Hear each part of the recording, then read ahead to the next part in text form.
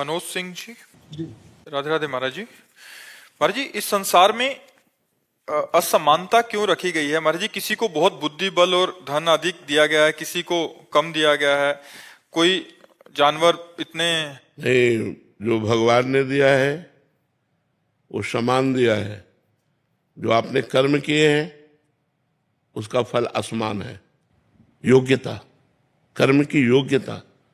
आपका कर्म है, आप धनी हैं, आपका कर्म है, आप निर्धन है। आप पाप कर्म किए हैं, दुखी है, वो पुण्य कर्म किए सुखी है। कर्म का खेल है।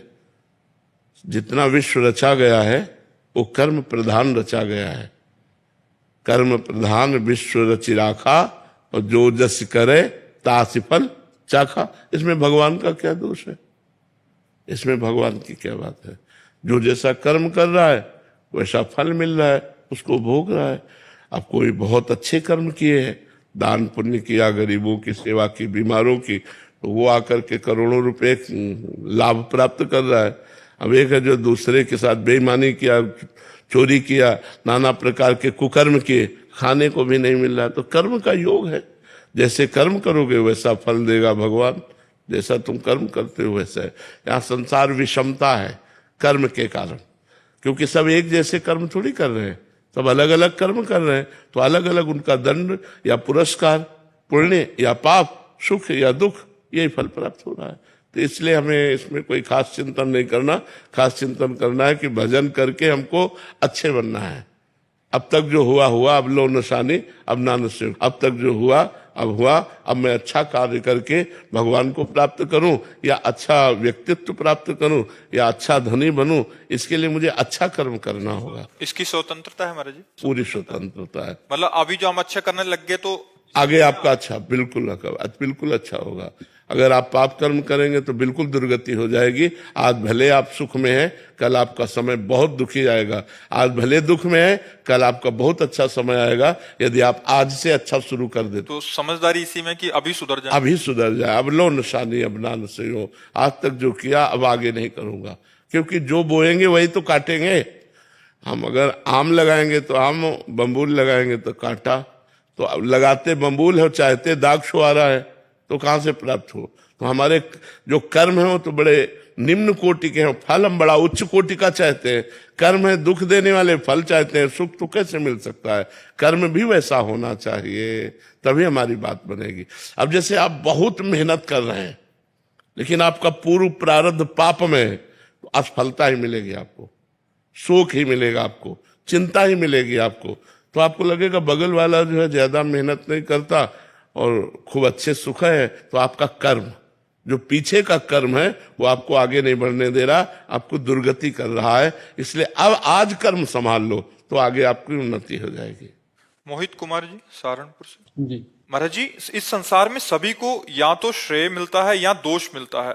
तो ये या तो किसी बात का श्रेय मिलता है कि उसकी यश हो गया, या किसी की निंदा हो रही है, तो ये उस इंसान के स्वयं के प्रारब्ध पुरुषार्थ से मिलता है, सेम ही प्रश्न है, या उससे जुड़े लोगों के कर्म से मिलता है? नहीं, जुड़े हुए लोगों के कर्म से भी मिल सकता है। जैसे एक मैच, क्रिकेट मैच, उसमें आप बहुत अच्छे खिलाड़ी हैं, बहुत अच्छा आपका प्रदर्शन भी है और प्रारब्ध भी बहुत अच्छा है, लेकिन जो शेष 10-12 हैं, उनका अभ्यास, उनका कर्म, तो पूरी पार्टी फेल होगी। तो आपकी योग्यता फेल होने की नहीं थी, लेकिन आपको फेल होना पड़ा, संयोग। जैसे आप पिता हैं, बहुत अच्छे कर्म किए, लेकिन पूर्व प्रारब्धानुसार आपका पुत्र ऐसा पैदा हुआ कि वो आपको भी गाली खवाएगा। गालियां भी सुननी पड़ेंगी, कटुवचन भी सुनने पड़ेंगे, नीचा भी देखना पड़ेगा, जबकि आप ऐसे नहीं हैं, लेकिन आपका पूर्व कर्म पुत्र बन करके आया वो। तो कभी कभी हमारा कर्म संयोग भी हमको दुख देता है, और कभी निजी कर्म का भी दुख भोगना पड़ता है, लेकिन होता संयोग है। होता कर्मों के संयोग से ही है, बिना कर्मों के संयोग से नहीं हो सकता। अनीता यादव जी, आगरा से। राधे राधे महाराज जी। महाराज जी, मेरा आपके चरणों में सादर प्रणाम। महाराज जी, मेरे 14 वर्षीय पुत्र है और मेरे पतिदेव दोनों की सोच एक दूसरे की विपरीत है। कोई पूर्व में है तो कोई पश्चिम में। तो मुझे समझ नहीं आता कि मैं किसका साथ दूं, पिता का या पुत्र का, या दोनों के संबंधों को कैसे ठीक करूं। मेरा दोनों के संबंधों को पूर्व कर्मानुसार अगर बिगड़ा हुआ संबंध तो ठीक करना तो बहुत कठिन है, लेकिन दोनों का निर्वाह करना आपको पड़ेगा, क्योंकि एक है पति और दूसरा है पुत्र। पुत्र की तरफ वात्सल्य है और पति हमारा परमेश्वर है, पति हमारा इष्ट है, आराध्य देव के समान है। तो हमें चाहिए कि पति का भी आदर करें और पुत्र को भी दुलार करें। कोशिश करें पुत्र को कि वो समझदारी के द्वारा अपने पिता का अपमान न करे। पति को कभी प्रेमवश समझाएं कि हमारा आखिरकार पुत्र ही है, हम कोई अहित अपने पुत्र का न करें। जितना हम चाहते हैं उतना मंगल भावना भर सके, लेकिन अपनी तरफ से कोई अहित न करें। तो हम कोशिश करें दोनों को समझाने की, पर प्यार दोनों को देना पड़ेगा, क्योंकि एक वात्सल्य से प्रेरित है, एक अपना पति है।